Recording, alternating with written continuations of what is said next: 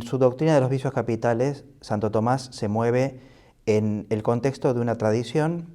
que más próximamente se remonta a San Gregorio Magno, que desarrolla la doctrina de los 7 vicios capitales en sus comentarios morales al libro de Job.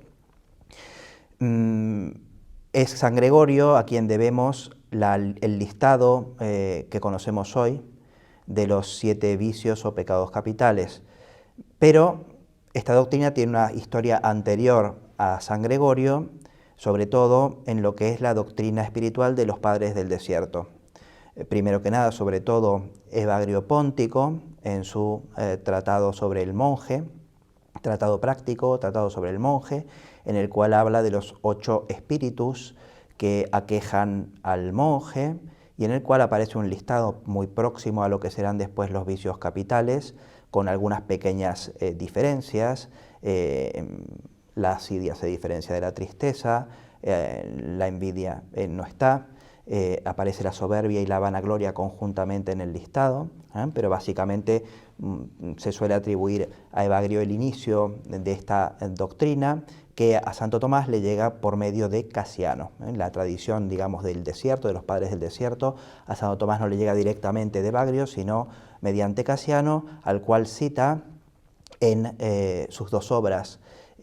más importantes en las que desarrolla esta doctrina, es decir, tanto las cuestiones de Malo como la Suma Teología, y sobre todo en la Suma. En la Suma es donde el papel de Casiano se acrecienta